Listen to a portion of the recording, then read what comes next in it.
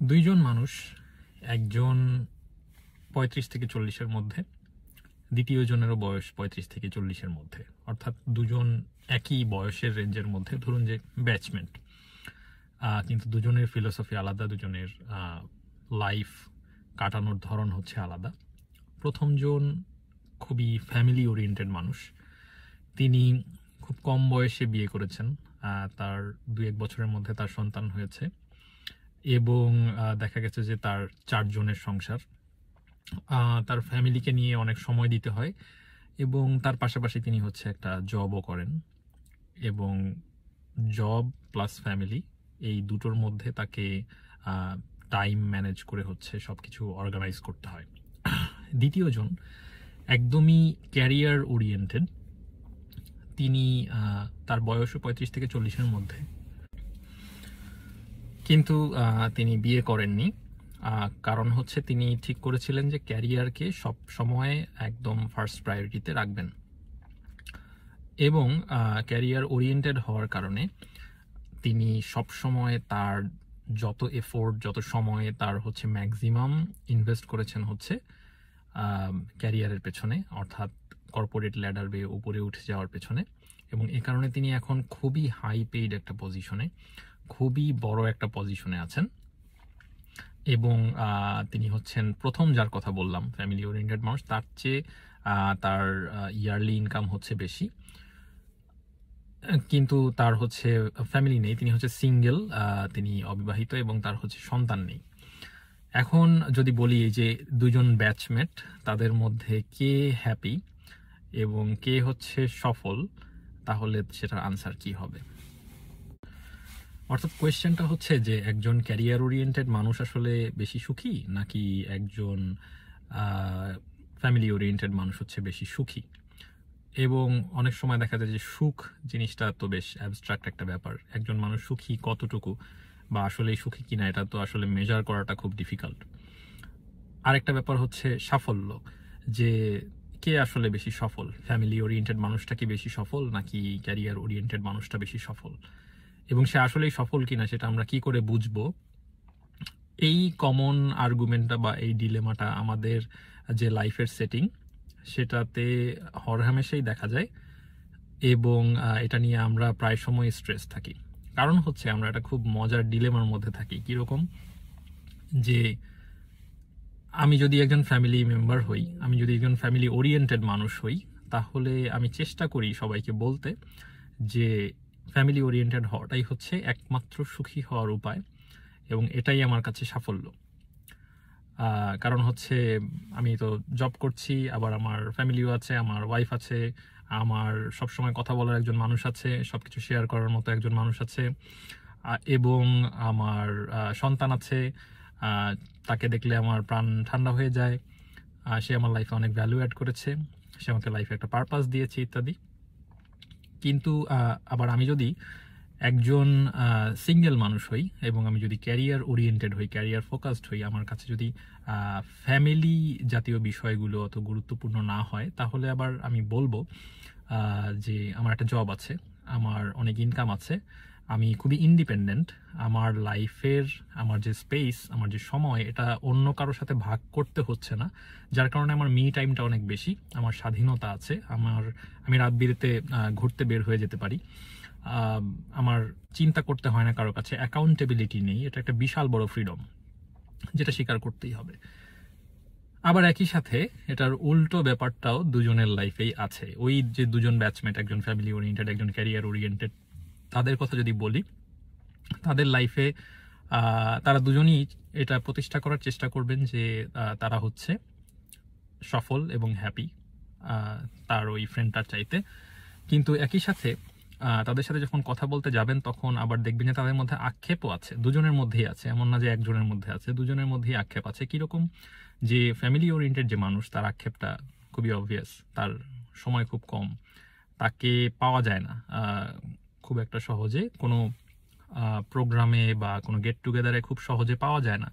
দেখা যাচ্ছে যে তিনি আসছেন, তার হয়তো একটা ছোট বাচ্চা আছে, তাকে কোলে করে নিয়ে তাকে শান্ত রাখতে হচ্ছে, বা বেবি যদি কান্নাকাটি শুরু করে তাকে হচ্ছে হয়তো আর্লি চলে যেতে হচ্ছে, তার ঘুমের সময় মেনটেন করতে হচ্ছে, হয়তো তিনি আরাম করে খেতে পারছেন না বা গল্প করতে পারছেন না, অর্থাৎ সবসময় তার অ্যাটেনশনের একটা বড় অংশ হয়তো সন্তানকে দিয়ে রাখতে হচ্ছে।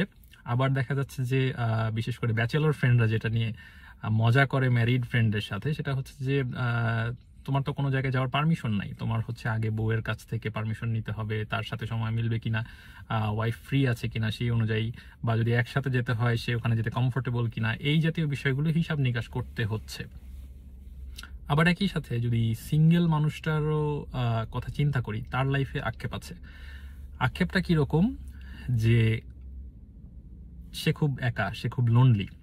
নেটফ্লিক্স এবং চিল এগুলো হয়তোবা সে করতে পারছে, তার প্রচুর ফ্রি সময় আছে, কিন্তু সে খুব একা, এবং এ কারণে সে অনেক সময় ডিপ্রেসড থাকে, এবং সে অনেক সময় লাইফের পারপাসটা খুঁজে পায় না, যে আমি যে এত এন্টারটেইনমেন্ট ইত্যাদি করছি, এটা করে আসলে কী লাভ, অ্যাকচুয়ালি এটা পারপাসটা কি? কোনো পারপাস নেই। অনেক এন্টারটেইনমেন্ট আছে, অনেক স্বাধীনতা আছে, কিন্তু লাইফে কোনো মানুষ নেই। আমি খুব স্বাধীন, যা খুশি তাই করতে পারি, কিন্তু লাইফে তো কোনো মানুষ নেই, এটার পারপাসটা আসলে কি? এই হতাশাটা তাহলে দুই ধরনের মানুষের ক্ষেত্রেই আছে। যারা ম্যারিড তারা হয়তো বা সবসময় অন্যদেরকে বলে, যে যারা সিঙ্গেল তাদেরকে বলে যে আগে বিয়ে করো তারপর বুঝবা যে পেইন কি জিনিস, বা আগে প্যারেন্ট হও তারপর বুঝবা যে পেইন কি জিনিস। আবার যারা সিঙ্গেল তারাও হাহুতাশ করে যে তুমি তো বাসায় গেলেই রান্না করা খাবার পাও, আমার তো হচ্ছে গিয়ে খাবারটা তৈরি করতে হয় বা বাইরের থেকে কিনতে হয় টাকা পয়সা দিয়ে, মানে ডেফিনেটলি বেশি খরচ করতে হয়। তো যদিও দেখা যাচ্ছে যে দুইজনই বলতে চাচ্ছে যে তাদের লাইফের যে চয়েস, তাদের যে লাইফের স্টাইল, এটাই হচ্ছে একমাত্র গ্রহণযোগ্য স্টাইল, আমরা যেভাবে বলে থাকি সাধারণত খুব অ্যাডামেন্টলি বলে থাকি। আবার একই সাথে আমরা খুব হাহুতাশও করি, যে আমরা যে লাইফটাতে আছি সেটা নিয়ে হাহুতাশ করি।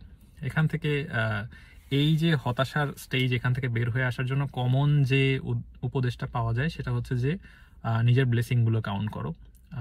তোমার মতোই আরও যারা যারা আছে তারা হয়তো তোমার চেয়ে অনেক কষ্টে আছে, তোমার লাইফে হচ্ছে অনেক সুখ আছে, এই সুখগুলো দেখার চেষ্টা করো, তোমার লাইফে যা যা কিছু প্রাপ্তি আছে এগুলো অ্যাপ্রিসিয়েট করো।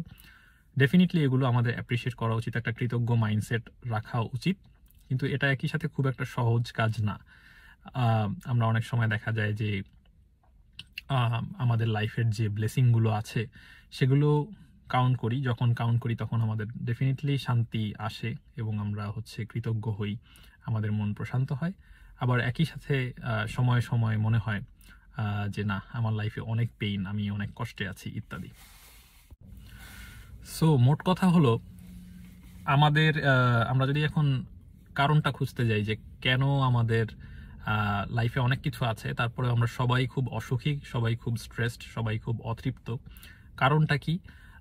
কারণটা খুঁজতে গেলে বোধহয় সবচেয়ে অবভিয়াস বা সবচেয়ে পপুলার কারণ যেটা আসবে সেটা হচ্ছে আমরা যাদের সাথে মিশছি তাদের প্রত্যেকের মধ্যে এমন কিছু আছে যেটা আমাদের মধ্যে নেই, কিন্তু আমরা সেটা পেতে চাই। এই কারণেই যখন আমরা 10 জন মিলে একটা গেট টুগেদারে এসে হাজির হচ্ছি, তখন আমরা দেখতে পাচ্ছি যে ধরেন যে 10 জন এক হয়েছে ইনক্লুডিং মি, বাকি 9 জনের মধ্যে আমি দেখতে পাবো যে প্রত্যেকের লাইফে এমন কিছু আছে যেটা আমার লাইফে নেই। যেমন যে সিঙ্গেল ফ্রেন্ডটা, তার সমস্ত ফ্রি টাইমটা যদি আমি পেতাম, যেই ফ্রেন্ডটা হচ্ছে দেখতে অনেক সুদর্শন, তার চেহারাটা যদি আমি পেতাম, যে ফ্রেন্ডটা অনেক মেধাবী, তার মেধাটা যদি আমি পেতাম, যে ফ্রেন্ডটা অনেক টাকা পয়সা করেছে অল্প সময়ের মধ্যে, তার টাকা পয়সাগুলো যদি আমি পেতাম, যে ফ্রেন্ডটা ক্যারিয়ারে অল্প সময়ে অনেক বেশি প্রোগ্রেস করেছে বা খুব অনেক উঁচু জায়গায় চলে গেছে খুব অল্প সময়ের মধ্যে, তার ওই জায়গাটা যদি আমি পেতাম, তাহলে সবকিছু মিলিয়ে, অর্থাৎ প্রত্যেকের প্যাকেজ থেকে শুধুমাত্র ভালো জিনিসগুলো নিয়ে যদি আমার মধ্যে আমি কম্বাইন করতে পারতাম, তাহলে হয়তো আমরা হ্যাপি হতে পারতাম। কিন্তু সেটা তো আসলে সম্ভব না, কারণ হচ্ছে প্রত্যেকটা প্যাকেজ একটা প্রাইসে আসে, প্রত্যেকটা প্যাকেজ থেকে শুধু ভালো জিনিসগুলো নেওয়ার কোনো উপায় নেই। যেমন আমরা যখন পার্টনার সিলেক্ট করতে যাই বা লাইফ পার্টনার বিয়ের জন্য পাত্র বা পাত্রী ঠিক করতে যাই, তখন দেখা যায় যে একেবারে পারফেক্ট কোনো পাত্র বা পাত্রী আসলে নেই। হতে পারে সে খুব মেধাবী, হতে পারে খুব সুদর্শন, হতে পারে অনেক ধনী, তারপরেও দেখা যায় যে ক্যারেক্টারিস্টিক্স এর মধ্যে একটা না দুটা ঘাটতি থাকবেই, যেটা সংসার করতে করতে আরো বের হয়ে আসে ডেফিনেটলি, কারণ পারফেক্ট কোনো মানুষ হয় না, একটা দুটো লিমিটেশনস থেকে যায়। তেমনি একজন সিঙ্গেল মানুষ বা একজন ম্যারিড মানুষ বা একজন ক্যারিয়ার ওরিয়েন্টেড মানুষ বা একজন ফ্যামিলি ওরিয়েন্টেড মানুষ, তাদের প্রত্যেকের মধ্যেই হচ্ছে কিছু লিমিটেশনস থেকে যায়, যেটা আসলে বাদ দিয়ে সেটা নিজের মধ্যে নেওয়ার কোনো উপায় নেই। আমরা এমন কোনো প্যাকেজ তৈরি করতে পারি না যেটা হচ্ছে নিখুঁত, যেটার মধ্যে কোনো লিমিটেশনস নেই, কোনো অতৃপ্তি নেই। আর এই কারণেই আমরা হচ্ছে সবসময় স্ট্রেস, সবসময় অতৃপ্ত। আমরা কখনোই সেই ফ্রেন্ডটার মতো হতে পারবো না যে অনেক মেধাবী আমার চেয়ে। যদি আমি হইও, তাহলে শুধু তার মেধাটা আমি নিতে পারবো না, তার এই মেধাবী হওয়ার সাথে সাথে লাইফের অন্যান্য অ্যাসপেক্টগুলো নিতে হবে, যেগুলো হয়তো আমার পছন্দ হবে না।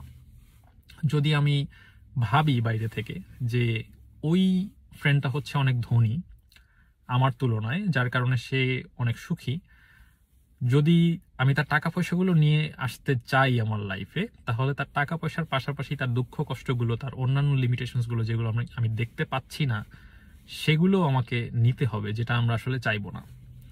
এই কারণে আমাদেরকে মোস্ট প্রবাবলি দুঃখের সাথে অ্যাকসেপ্ট করতে হবে যে আমাদেরকে কিছু লিমিটেশনস নিয়ে হচ্ছে বসবাস করতে হবে, এবং আমরা মোস্ট প্রবাবলি পুরোপুরি স্ট্রেস ছাড়া, পুরোপুরি শান্তিময়ভাবে বসে একেবারে তৃপ্ত হয়ে যেতে পারবো না। হতে পারে যে এটাই আসলে ভালো।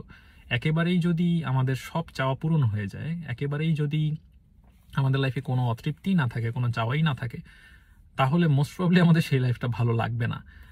কারণ তখন আর আমাদের আসলে কিছু করার থাকবে না। সবকিছু পেয়ে যাওয়ার পর একটা শূন্যতার সৃষ্টি হবে হয়তো।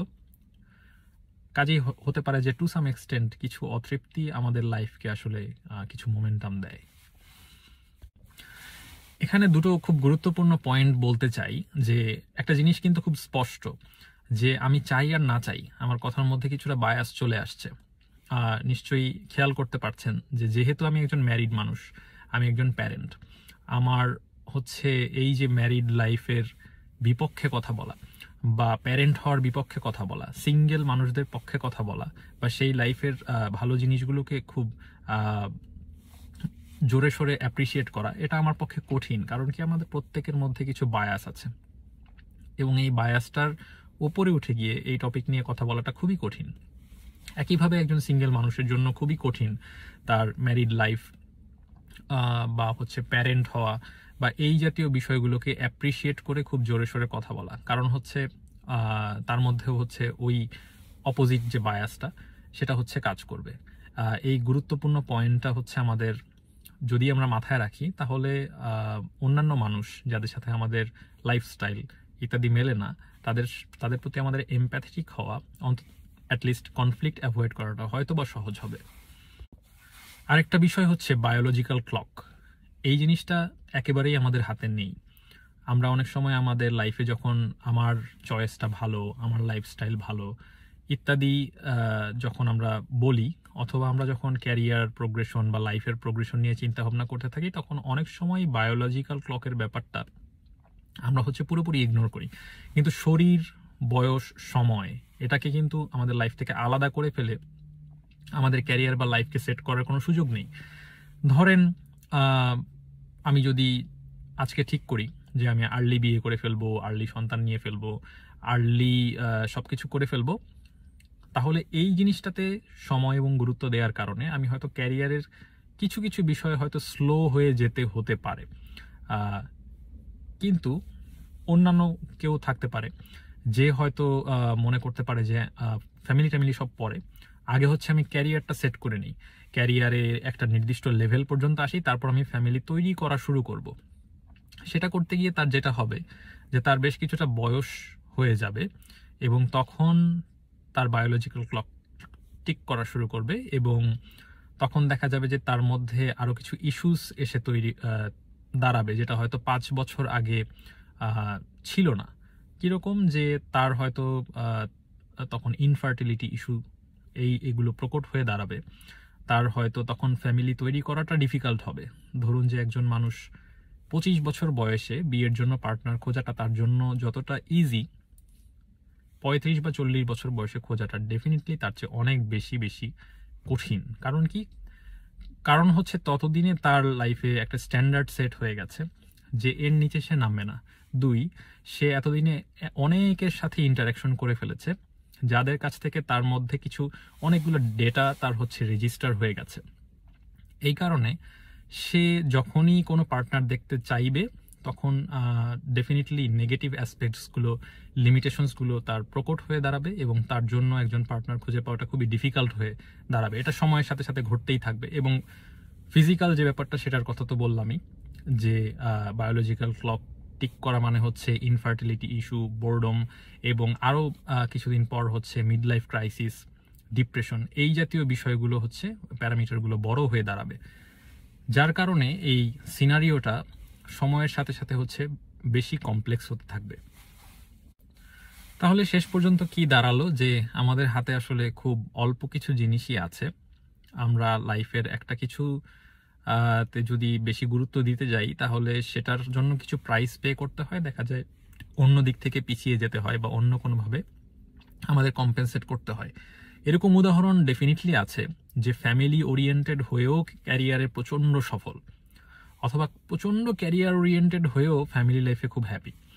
এরকমটা হওয়া সম্ভব, কিন্তু এটার জন্য অবশ্যই সেই মানুষটাকে অনেক প্রাইস পে করতে হয়। যেই মানুষটা ক্যারিয়ার ওরিয়েন্টেড হয়েও ফ্যামিলি লাইফে অনেক হ্যাপি, তার ফ্যামিলির মানুষগুলোকে হ্যাপি করার জন্য এক্সট্রা অনেক এফোর্ট দিতে হয়। আবার ফ্যামিলি ওরিয়েন্টেড হয়েও ক্যারিয়ারে প্রচণ্ড সফল, যে তাকে ফ্যামিলি লাইফ মেনটেন করার পাশাপাশি ক্যারিয়ারে অন্যান্যদের সাথে পাল্লা দিয়ে সমান গতিতে এগোনোর জন্য অনেক বেশি এক্সট্রা এফোর্ট দিতে হয়, এবং সেই প্রাইসটা পে করাটা সবসময় সম্ভব হয় না। আমরা যাদের এক্সাম্পল দেখি, 2-1টা আশেপাশে হয়তো দেখি, অথবা সেলিব্রিটিদের মধ্যে হয়তো 2-1টা দেখি, সেগুলো হচ্ছে অবশ্যই খুবই মানে এক্সেপশন, এবং সেগুলোকে এক্সাম্পল হিসেবে ইউজ করাটা খুবই ডিফিকাল্ট, নিজের লাইফে ইমপ্লিমেন্ট করাটা খুবই ডিফিকাল্ট। এরকম এক্সাম্পল যে নেই তা না, এরকম হয়তো খুঁজলে পাওয়া যাবে, বাট সেটা হচ্ছে এই এক্সাম্পলগুলো ইমপ্লিমেন্ট করাটা কঠিন। কারণ কি? কারণ হচ্ছে ওই যে অনেক বেশি এক্সট্রা প্রাইস পে করতে হয়, কিন্তু আমরা ডেফিনেটলি এত প্রাইস পে করতে অনেক সময় রাজি থাকি না, আমরা যারা এভারেজ মানুষ আছি তারা। এবং অনেক ক্ষেত্রে দেখা যায় যে প্রাইসটা দেখা যায় না। অনেক সময় তারা হয়তো যে গল্পটা বলেন, আমরা লাইফের সাফল্যের গল্পটা যখন বলি তখন হচ্ছে অনেক সুগার কোট করে বলি, অনেক রং চড়িয়ে বলি, অনেক কিছু রেখে ঢেকে বলি, কষ্টের কথাগুলো, নেগেটিভ কথাগুলো, মালিন্যগুলো, বিষাদগুলো ঢেকে দিয়ে তারপর হচ্ছে বলি, যার কারণে এই কথাবার্তাগুলো অনেক বায়াসড হয় এবং অনেকটাই দেখা যায় যে সত্যকে সঠিকভাবে রিপ্রেজেন্ট করে না। এই কারণে এই জাতীয় এক্সাম্পলগুলো, যে ফ্যামিলিতেও হ্যাপি, ক্যারিয়ারেও সফল, প্রচণ্ড সব দিক থেকে ভালো, এরকম এক্সাম্পল পাওয়াটা ডিফিকাল্ট, এবং এটাকে ভালোভাবে ইন্টারপ্রেট করাটা ডিফিকাল্ট। তার চেয়েও ডিফিকাল্ট হচ্ছে নিজের লাইফে ইমপ্লিমেন্ট করা। আমরা কি আসলে কখনোই শান্তিতে বসতে পারবো না? আমাদের কি অতৃপ্তি নিয়েই বাস করতে হবে, দ্বিধাদ্বন্দ্ব নিয়েই বাস করতে হবে? 1 নম্বর হলো যে 100% সমস্ত স্ট্রেস শূন্য হয়ে যাওয়াটা আসলে হয়তোবা আমাদের জন্য ভালো কিছু না। কিছুটা স্ট্রেস থাকাটাই হয়তো আমাদেরকে চলাফেরা করতে সাহায্য করে। আর 2 হচ্ছে যে আমাদের লাইফের সমস্ত প্রবলেম সলভ করে ফেলতে হবে এমনও কোনো কথা নেই। ডেফিনেটলি বুঝতেই পারছেন, এটাও কোনো, যেহেতু টেকনিক্যাল কোনো এপিসোড না, এটা হচ্ছে থিঙ্কিং আউট লাউড একটা এপিসোড। কাজেই আমাদের জন্য হ্যাপিনেসটাই একমাত্র প্যারামিটার কিনা, আমাদের লাইফে আমরা আসলেই কখনো শান্তি পাবো কিনা, আমরা কি দ্বিধাদ্বন্দ্ব, অস্বস্তি নিয়েই লাইফ কাটাবো কিনা, এগুলোর আনসার হয়তো আমাদের ইমিডিয়েটলি পেয়ে যাওয়ার কোনো প্রয়োজন নেই। তো আজকে এখানেই এপিসোডটা শেষ করি। যদি এপিসোডটা শুনতে ভালো লেগে থাকে এবং আপনাকে একটু ভাবায় বা একটু চিন্তার খোরাক যোগায়, তাহলে এই এপিসোডটা সফল। যদি ভালো লেগে থাকে তাহলে অবশ্যই সাবস্ক্রাইব করবেন। ধন্যবাদ।